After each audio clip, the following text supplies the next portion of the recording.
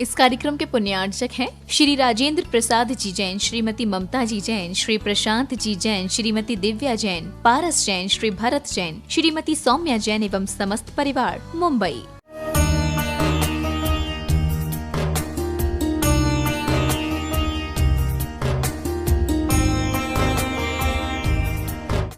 ओम नमः सिद्धेभ्यः नमः श्री वर्धमानाय निर्धूतकलिलात्मने सालोकानां त्रिलोकानां यद्विद्यादर्पणायते।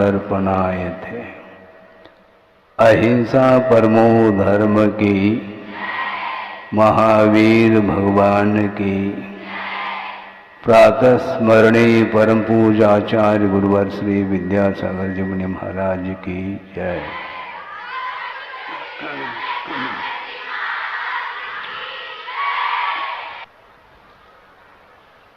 निरंतर और आनंद ही आनंद, पूरा परिसर आनंदित हो उठा है।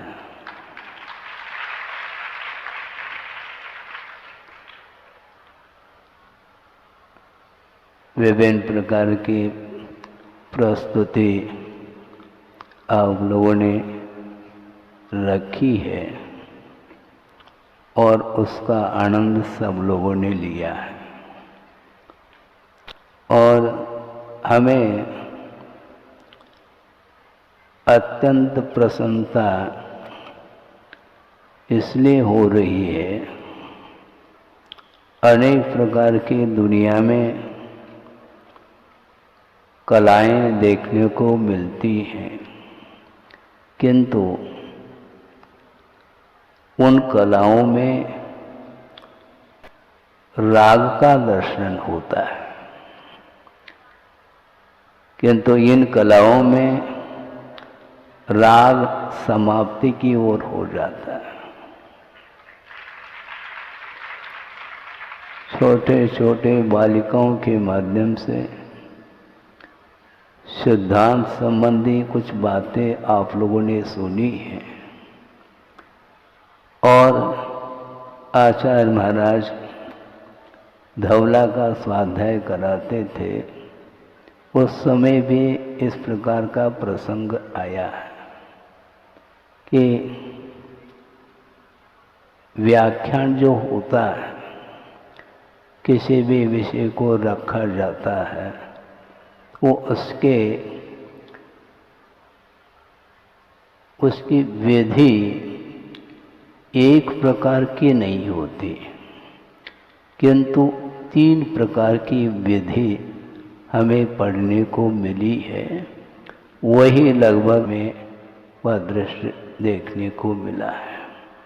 व्याख्यान एक पूर्वान पूर्वी के रूप में और एक पश्चातान पूर्वी के रूप में और एक यत्र तत्रान पूर्वी के रूप में। पूर्वान पूर्वी का अर्थ क्या होता है? जैसे आप लोग प्रतिदिन नमोकार मंत्र का जाप आदि करते हैं, उसमें पंच परमेष्टि का नामस्मरण क्रम से किया जा रहा है और पश्चातान पूर्वी का अर्थ नमो लोये सौ साहूनम से लेकर के नमो अरहंतानम तक उसका उच्चारण होता है। ये पश्चातान पूर्वी मानी जाती है और यत्र तत्रान पूर्वी का अर्थ यह है जहाँ कहीं से प्रारंभ करके उसको उस मंत्र को पूर्ण किया जाता है, वही यहाँ पर हमें देखने को मिला है। यह बहुत अच्छा विषय है।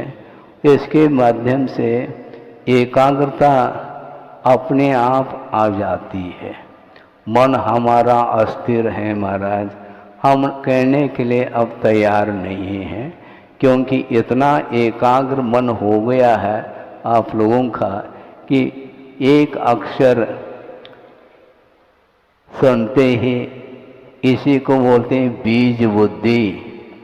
एक अक्षर को लेकर के पूरा पूरा सूत्र अथवा श्लोक को सामने रखना है। और जहाँ कहीं से भी कोई तत्वार्थ सूत्र का पाठ करता है वह क्रमबद्ध करता है, किंतु बीच बीच में किस अध्यायगत ये कौन सा सूत्र है उस नंबर के साथ बोलना हमारे लिए तो अभी नंबर तो एक नंबर भी मिल जाए बड़ी बात है, पक्की बात, हम हकीकत यथार्थ कह रहा हूँ। आप देख लो, आप लोगों ने भी पढ़ा होगा, इस ढंग से पढ़ा है क्या?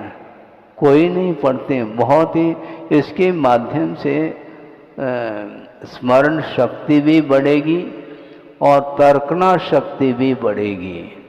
इसको बढ़ाने का एक बहुत अच्छा यह तरकीब तरीका है। इस प्रकार आप लोगों ने अध्ययन कराया है, इसके माध्यम से बहुत बड़ी उपलब्धि होगी। ज्ञान का विकास इसी ढंग से होता है। बल्कि मैं यहाँ तक कहना चाहता हूँ, क्रमशः नमोकार मंत्र पढ़ेंगे, जाप करेंगे, संभव है नींद आ सकती है क्योंकि अभ्यस्त होने के कारण, किंतु क्रम को छोड़कर के अन्य विपरीत क्रम से भी यदि आप नमोकार मंत्र का जाप करेंगे तो एक माला फिरने के लिए आपके लिए पसीना आ जाएगा, ये पक्की बात है। बहुत ध्यान देने की आवश्यकता होती है और जहाँ कहीं भी किसी भी परमेष्टि को एक क्रम में ला करके उसको पूर्ण करना और कठिन होता है। इस प्रकार यह भी एक कला है। इस प्रकार की कला ये केवल कला नहीं, इन कलाओं में एकाग्रता बहुत आवश्यक है। इसलिए एकदम अभिभूत हो जाता है मन कि समझ रहे हैं आप कि इस प्रकार की कला, यह भी कला है और ये कला नहीं है, ये मात्र कला तक सीमित नहीं है। इसके माध्यम से वह व्यक्ति इस प्रकार के दृश्य को देख करके अपने आप भीग सकता है। और गुरुदेव ने कहा था, कई बार वैसे कहा, इसलिए आपके सामने रख रहा हूँ कि स्वाध्याय आदि करना चाहिए, किंतु मात्र पन्ना नहीं पलटना चाहिए, भीग करके स्वाध्याय करें। इस प्रकार उनका संघ के प्रति संबोधन हमेशा रहता था। भीग करके का अर्थ है भीतर फीलिंग्स आना चाहिए, मैं अकेला हूँ।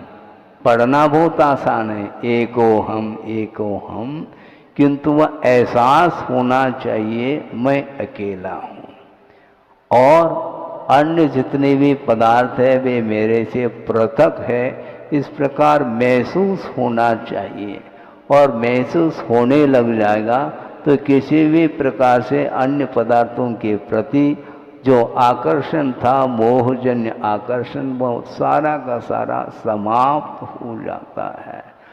तब कहीं जाकर के वह स्वाध्याय का वह फल सामने आता है।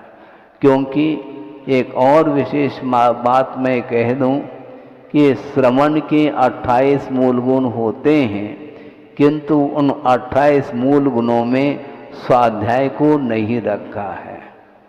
हाँ, उन 28 मूल गुणों में 5 महाव्रत है, 5 समिति हैं, 5 इंद्रिय दमन हैं, 6 आवश्यक हैं और 7 शेष गुण हैं। किंतु इन 6 आवश्यकों में स्वाध्याय गर्वित नहीं किया है, क्योंकि ये 28 मूल गुण ये कंपलसरी है और जो उत्तर गुण है वह ऑप्शनल सब्जेक्ट के अंतर्गत आता है। उत्तर गुण यथा शक्ति उन गुणों का पालन किया जाता है। उसमें भी 12 तप हुआ करते हैं, उनमें 6 बाह्य तप हैं, अनशन, अमोदर्य, व्रत परिसंख्यान, रस परित्याग, काय क्लेश और विविक्त शय्यासन और काय क्लेश ये बहिरंग तप है, और अंतरंग जो थे तप हैं उनमें स्वाध्याय को लिया। प्रायश्चित, विनय, वैयावृत्ति, स्वाध्याय और ध्यान, ये 6 अंतरंग तप माने गए हैं। इसमें स्वाध्याय को याद किया है। वर्तमान में स्वाध्याय की ओर रुचि बढ़ती जा रही है, किंतु स्वाध्याय का प्रतिफल देखने को नहीं मिलता। एक विद्वान थे, उनके मुख से सुना कि उन्होंने ये कहा कि महाराज, हमारा मन पूजन में कम लगता है, बल्कि लगता ही नहीं है, इसलिए पूजन के स्थान पर स्वाध्याय कर लिया जाए। ये उनका भाव था, गुरुदेव के सामने रखा। तो गुरुदेव ने कहा, बहुत अच्छी बात आपने रखी है, किंतु हम ये पूछना चाहते हैं, स्वाध्याय में आपका मन है, मैं मानता हूँ, किंतु पूजन का प्रावधान शास्त्र में है क्या? नहीं। पूजन और अभिषेक का प्रावधान श्रावक के लिए आवश्यक के रूप में रखा या क्या नहीं रखा? रखा है। जब रखा है तो स्वाध्याय करने का परिणाम भी तो सामने आना चाहिए। श्रावक के जो आवश्यक होते हैं उनका अनुकरण श्रावक विद्वान होकर के भी यदि नहीं करना चाहता है तो कौन करेगा? वस्तुतः वह स्वाध्याय एक, उनको हम किन शब्दों में व्यक्त करें, उसके माध्यम से आनंद क्या आ रहा है, क्योंकि अनुकरण करने के लिए स्वाध्याय किया जाता है। स्वाध्याय मात्र जो है ना, वह स्वाध्याय अथवा ज्ञान का उपयोग चारित्र के लिए होना चाहिए, चारित्र के लिए ज्ञान नहीं। किसके लिए? बोलो, उल्टा तो नहीं बोल रहा हूं, पश्चातान पूरी हो जाए तो मुश्किल हो जाएगा। चारित्र के लिए ज्ञान होता है, ज्ञान के लिए चारित्र नहीं। ज्ञान के माध्यम से हम उसका अनुकरण करेंगे तो वस्तुतः आत्मा का विकास हो जाता है। इसलिए ज्ञान को कहीं कहीं पर अथवा स्वाध्याय को परमम तप ऐसा कहा है, क्योंकि अंतिम जो तप है ध्यान, उसमें प्रवेश जो होगा वह सम्यक ज्ञान के माध्यम से होता है। इसलिए इस विषय को ज़्यादा हम आगे बढ़ाना नहीं चाहते हैं, किंतु छोटे छोटे बालिकाओं के माध्यम से जो प्रस्तुति की गई है वह अपने आप में सब लोगों के लिए अनुकरणीय है। हाँ। इस प्रकार हमने अभी तक तो इस प्रकार की प्रस्तुति और अभिव्यंजना हमने अन्यत्र देखने को मुझे नहीं मिला है। और इस उम्र में हम लोग क्या करते थे भगवान ही जानते हैं, क्योंकि हमारे लिए तो अब स्मरण हो चुका है।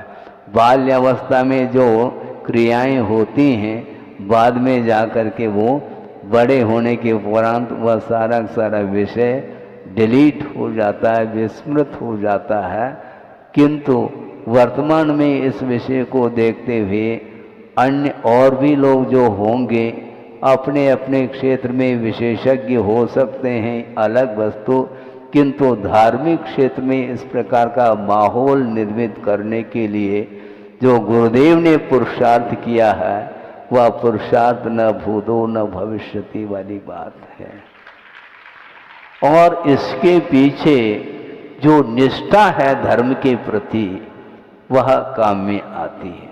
शायद आपने कहा था ये अनुष्ठान, ऐसा शब्द का प्रयोग किया था, क्योंकि वस्तुतः ये अनुष्ठान इसलिए है क्योंकि निष्ठा के बिना अनुष्ठान की बात सामने आ नहीं सकती है। धर्म के प्रति जो निष्ठा है, निष्ठा को लेकर के एक विषय सामने रख रहा हूँ। भले बालकों के लिए थोड़ा सा वह जटिल हो, फिर भी उसको सरलीकरण आप लोगों के द्वारा किया जा सकता है। शायद आचार्य समंतभद्र महाराज ने इस श्लोक को दिया है कि जिनेंद्र भगवान का जो शासन है वह किमात्मक है। दया दम त्याग समाधि निष्ठम, निष्ठा शब्द आ गया देखो, दया दम त्याग समाधि निष्ठम नय प्रमाण प्रकृतांज सार्थम अधृश्य मन्यई अखिलई प्रवादई जिनत्वदेयम मत मद्वितीयन।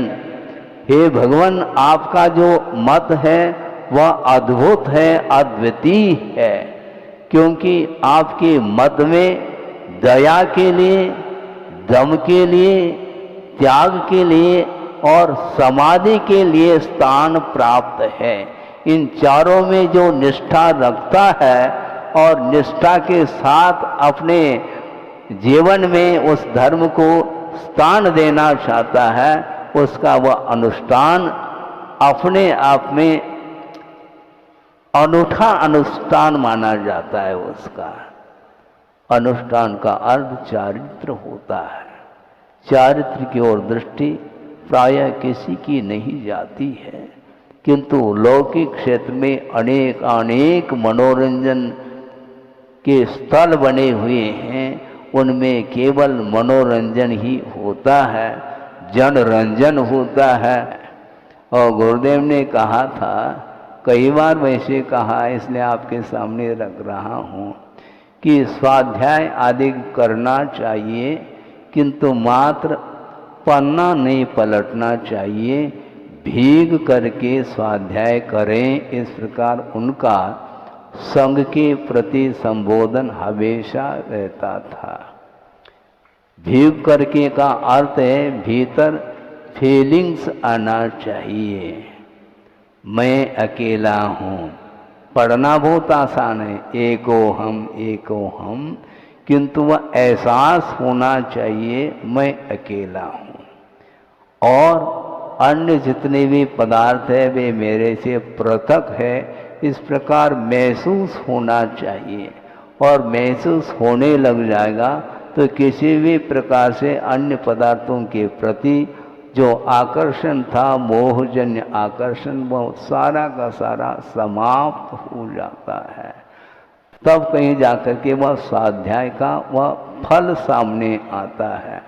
क्योंकि एक और विशेष बात मैं कह दूं कि श्रवण के 28 मूल गुण होते हैं, किंतु उन 28 मूल गुणों में स्वाध्याय को नहीं रखा है। हाँ, उन 28 मूल गुणों में 5 महाव्रत है, 5 समिति हैं, 5 इंद्रिय दमन हैं, 6 आवश्यक हैं और 7 शेष गुण हैं।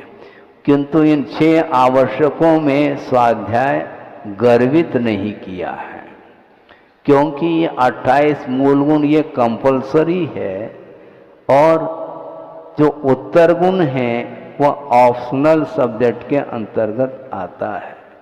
उत्तर गुण यथा शक्ति उन गुणों का पालन किया जाता है। उसमें भी 12 तप हुआ करते हैं, उनमें 6 बाह्य तप हैं, अनशन, अमोदर्य, व्रत परिसंख्यान, रस परित्याग, काय क्लेश और विविक्त शय्यासन और काय क्लेश, ये बहिरंग तप है। और अंतरंग जो थे तप हैं उनमें स्वाध्याय को लिया। प्रायश्चित, विनय, वैयावृत्ति, स्वाध्याय और ध्यान, ये 6 अंतरंग तप माने गए हैं। इसमें स्वाध्याय को याद किया है। वर्तमान में स्वाध्याय की ओर रुचि बढ़ती जा रही है, किंतु स्वाध्याय का प्रतिफल देखने को नहीं मिलता। एक विद्वान थे, उनके मुख से सुना कि उन्होंने ये कहा कि महाराज, हमारा मन पूजन में कम लगता है, बल्कि लगता ही नहीं है, इसलिए पूजन के स्थान पर स्वाध्याय कर लिया जाए, ये उनका भाव था। गुरुदेव के सामने रखा तो गुरुदेव ने कहा बहुत अच्छी बात आपने रखी है, किंतु हम ये पूछना चाहते हैं, स्वाध्याय में आपका मन है मैं मानता हूँ, किंतु पूजन का प्रावधान शास्त्र में है क्या नहीं? पूजन और अभिषेक का प्रावधान श्रावक के लिए आवश्यक के रूप में रखा या क्या नहीं रखा? रखा है। जब रखा है तो स्वाध्याय करने का परिणाम भी तो सामने आना चाहिए। श्रावक के जो आवश्यक होते हैं उनका अनुकरण श्रावक विद्वान होकर के भी यदि नहीं करना चाहता है तो कौन करेगा?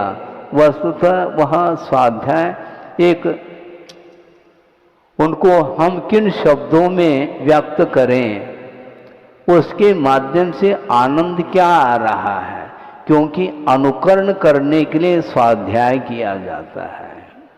स्वाध्याय मात्र जो है ना, वह स्वाध्याय अथवा ज्ञान का उपयोग चारित्र के लिए होना चाहिए, चारित्र के लिए ज्ञान नहीं। किसके लिए? बोलो, उल्टा तो नहीं बोल रहा हूं, पश्चाताप पूरी हो जाए तो मुश्किल हो जाएगा। चारित्र के लिए ज्ञान होता है, ज्ञान के लिए चारित्र नहीं। ज्ञान के माध्यम से हम उसका अनुकरण करेंगे तो वस्तुतः आत्मा का विकास हो जाता है। इसलिए ज्ञान को कहीं कहीं पर अथवा स्वाध्याय को परमम तप ऐसा कहा है, क्योंकि अंतिम जो तप है ध्यान, उसमें प्रवेश जो होगा वह सम्यक ज्ञान के माध्यम से होता है। इसलिए इस विषय को ज़्यादा हम आगे बढ़ाना नहीं चाहते हैं, किंतु छोटे छोटे बालिकाओं के माध्यम से जो प्रस्तुति की गई है वह अपने आप में सब लोगों के लिए अनुकरणीय है। हाँ। और आचार्य महाराज कन्नड़ भाषा भाषी थे, हिंदी आती नहीं थी और संस्कृत प्राकृत का कोई ज्ञान नहीं था, और केवल कितनी एजुकेशन 9th, किंतु ये ध्यान रखो पूर्णांक है। ये ध्यान रखो 9वीं कक्षा पास है, किंतु वह पूर्णांक का अर्थ वह पूर्ण ज्ञान को प्राप्त करने के लिए वह कारण सिद्ध हो रहा। हाँ, इसके उपरांत भी उनकी जो मन की स्थिरता है, जो एकाग्रता है, वो देखते ही बनता है। अकेले बैठे हैं, कोई नहीं है और हाथ में किताब लेकर के पढ़ रहे हैं ब्रह्मचर्य अवस्था में। और कई वहाँ के सज्जन आते थे और बोलते थे कि आचार्य ज्ञान सागर जी महाराज वो परीक्षण करते थे आचार्य महाराज का। हाँ, वो जो विद्याधर वो क्या कर रहा है देख लेना थोड़ा। हाँ, 11 बजे तक भी वो हाथ से किताब बंद नहीं करते थे। ब्रह्मचर्य अवस्था की बात है ये। 11 बजे तक निरंतर आमनाएं आदि का स्वाध्याय करते थे और एक आध घंटे के लिए विश्राम लेकर के 2 बजे पुनः उठ करके वो इसी प्रकार ज्ञान ध्यान तपो रक्त वाली बात उस ब्रह्मचर्य अवस्था में उनको पाया। सभी लोग आकर के ऐसे सोचते थे, इसीलिए उनके लिए डायरेक्ट दिगंबरी दीक्षा देने का जो साहस किया है आचार्य ज्ञान सागर महाराज जी ने, उन्होंने सोचा अब मैं देऊं अथवा न देऊं यह स्वयं ले लेगा, कोई रोकने वाला नहीं। हाँ, कितने भी तुम विरोध करते रहो, विरोध करने से कोई भी अवरोध पैदा नहीं हो सकता। मोक्ष मार्ग में जिसने कदम रखा है वह भगवान भी आ जाए तो उनके कदम पीछे नहीं पड़ सकते।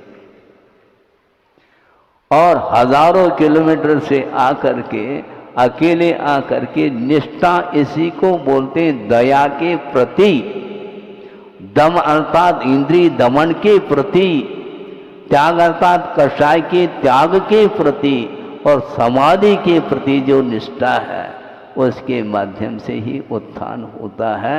इसलिए हे भगवान, आपका जो मत है अद्वितीय है, ऐसा आचार्य समंतभद्र स्वामी ने कहा है। इसलिए वो सारा का सारा उन्होंने आचार्य समंतभद्र का साहित्य और आचार्य कुंद कुंद का साहित्य वो सारा का सारा आत्मसात किया है और आत्मसात करके अनुभव करते हुए वो दोनों साहित्य कुंद कुंद के साहित्य का भी अनुवाद किया और आचार्य समंतभद्र महाराज का जो साहित्य है उसका भी अनुवाद किया है। मुझे विस्मय होता था सन 78 में चातुर्मास नैनागिरी में संपन्न किया, उस दौरान की मैं बात करने जा रहा हूँ। सोचो विचार करो, प्रवचन भी वो करते, संघ के लिए 2-2 बार स्वाध्याय कराते, कक्षा लेते और निरंतर वो अपनी लेखन क्रिया में व्यस्त रहते। आचार्य भक्ति के उपरांत 10-15 मिनट का समय शेष रहता था सामायिक के लिए और 15-20 मिनट के अंदर वह जो धूप है मंद मंद, उस प्रकाश में वो 5-6 गाथाएं खोल करके देख लेते। अष्टपाउड का अनुवाद वो कर रहे थे उस समय पे और 5-6 गाथाओं को एक बार सरसरी निगाह से उन्होंने देख लिया और बंद करके बैठ गए। सामायिक और सामायिक के साथ साथ चिंतन मनन करते हुए सुबह प्रातः काल उसका अनुवाद वो लिखते थे। वो 5-6 गाथाओं को अपने मन में किस प्रकार स्मरण के रूप में रखा होगा और उसका अनुवाद किस ढंग से किया है और अनुवाद भी याद रखा और सुबह सुबह वो लिखते थे। उसको देख करके लगता है कि कितना सूक्ष्म तगड़ा होगा। इसको बोलते हैं एकाग्रता। हम उनके साथ किसकी तुलना कर सकते हैं? संभव नहीं है और हम तुलना करना भी नहीं चाहते। थोड़ा बहुत उनसे हमें जो प्राप्त है, क्योंकि पूरा का पूरा उन्होंने दे दिया, किंतु लेने वाले का जो उनकी जो क्षमता है उसकी क्षमता के अनुरूप ही हम ले पाए हैं। इसलिए हमें उसी में संतुष्टि है, क्योंकि उन्होंने कहा था कि संतोष सबसे बड़ा गुण माना जाता है और संतोष के माध्यम से ही वह मोक्ष मार्ग, वह अपना जो स्वयं का जो ग्रहण किया हुआ आस्था के साथ जिस पद पर हम चल रहे हैं उसमें किसी भी प्रकार से बाधा नहीं आने वाली है, क्योंकि कर्तव्य निष्ठ होना चाहिए। ये निष्ठा शब्द बहुत अपने आप में अद्भुत है।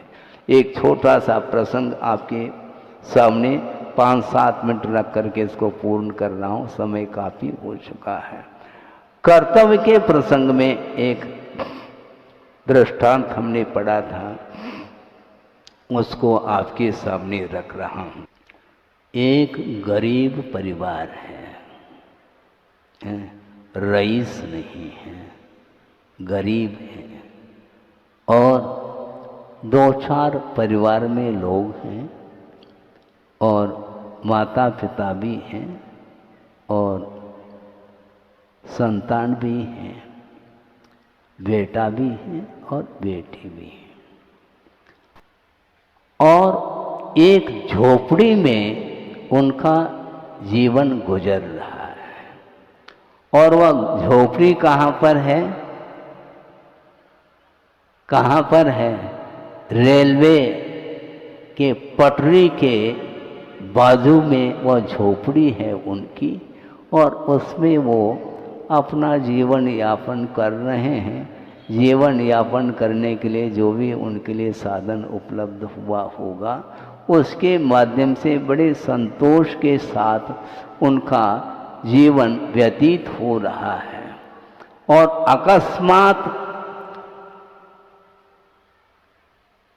आकाश में घटाएं छा गई और मूसलाधार बारिश जिसको बोलते हैं वर्षा होने लगी, और तूफान के साथ। और उस समय वह परिवार शयन कर रहा है, माता भी है, पिताजी भी हैं, और भाई बहन दोनों हैं।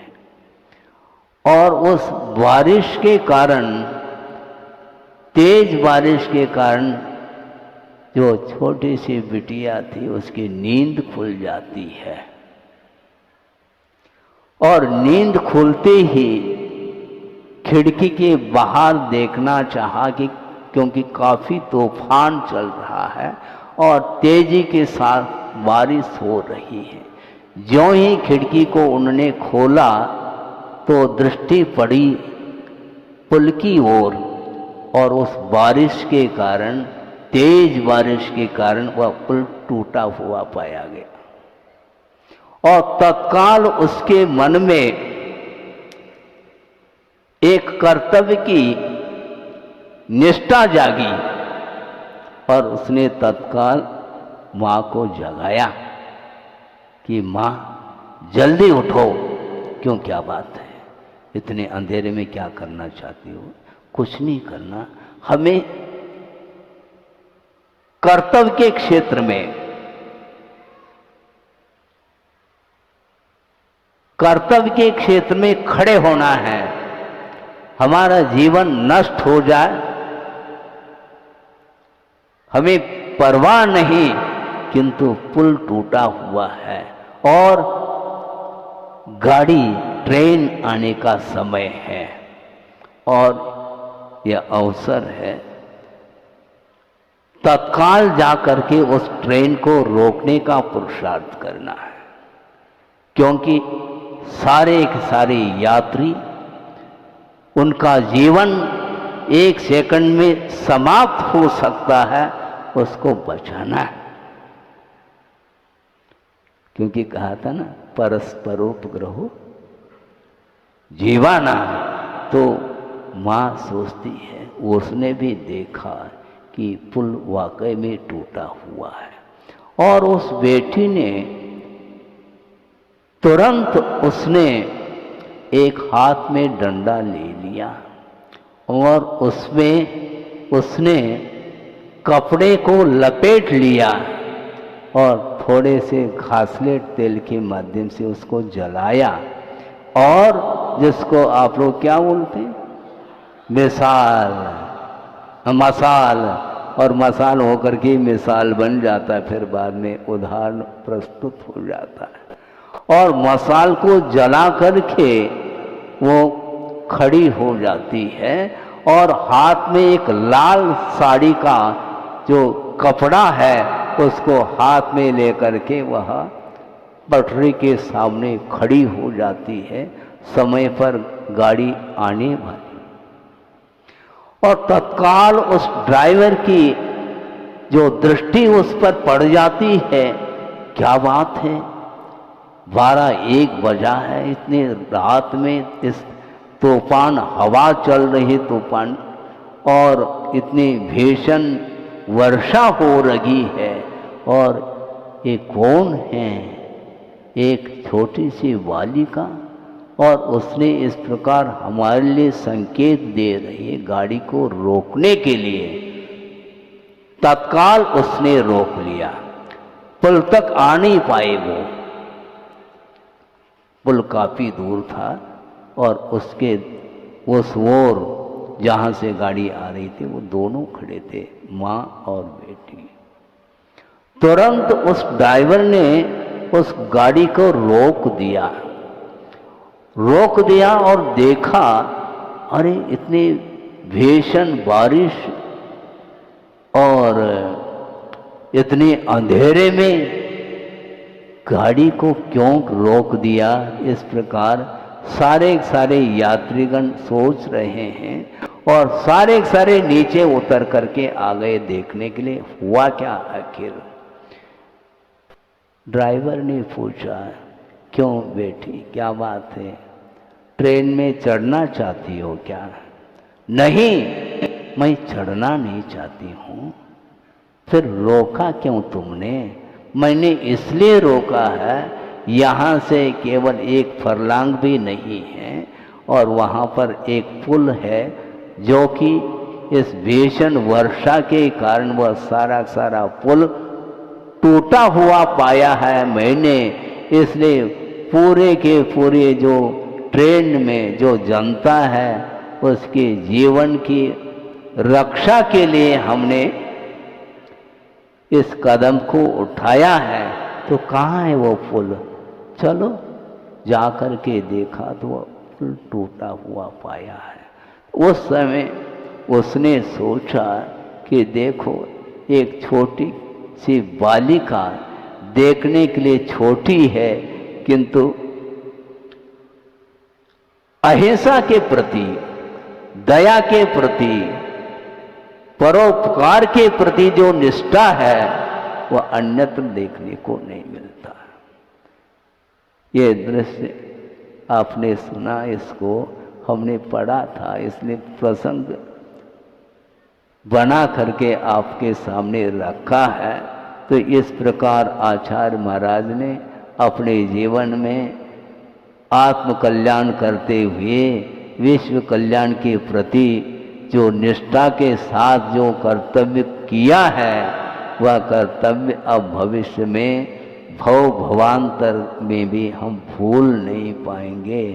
इसको बोलते हैं निष्ठा, और उस निष्ठा का ही परिणाम सामने दिख रहा है। ज़्यादा कहने के लिए मेरे पास शब्द नहीं है।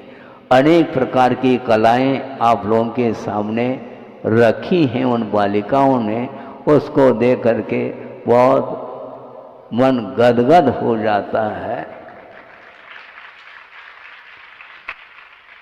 इसी प्रकार निरंतर विकास होता रहे, ये एकमात्र भावना है अपने। मेरी भावना, तेरी भावना क्या है? मेरी तो यही भावना है। मैं तो 12 भावना से भी मेरी भावना को ज़्यादा अच्छा समझता हूँ, क्योंकि मेरी भावना, अपनी भावना में जब तक वह अहिंसा धर्म नहीं आएगा तब तक वस्तु तत्व का ज्ञान नहीं होगा, और जो पाश्चात्य संस्कृति जो आई है उसको दूर हम कर नहीं पाएंगे। इसलिए बड़ी निष्ठा के साथ बहनों ने इन बालिकाओं को तैयार किया है। तैयार करने में कितना श्रम किया होगा यह वो ही जानते हैं, हम तो केवल देख रहे हैं उनकी प्रस्तुति को। इसलिए ये अहिंसा, दया, करुणा, अनुकंपा, परोपकार की भावना, ये सारे शब्द ऐसे हैं, ये इन शब्दों में जान है, मात्र शब्द नहीं है, इसमें भाव कूट करके भरा हुआ है।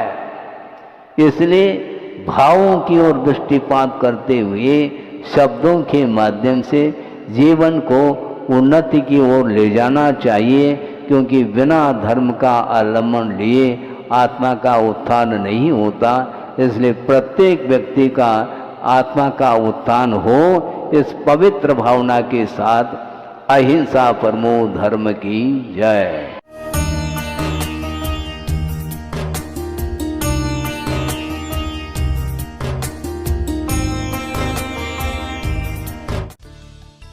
इस कार्यक्रम के पुण्यार्चक थे श्री राजेंद्र प्रसाद जी जैन, श्रीमती ममता जी जैन, श्री प्रशांत जी जैन, श्रीमती दिव्या जैन, पारस जैन, श्री भरत जैन, श्रीमती सौम्या जैन एवं समस्त परिवार, मुंबई।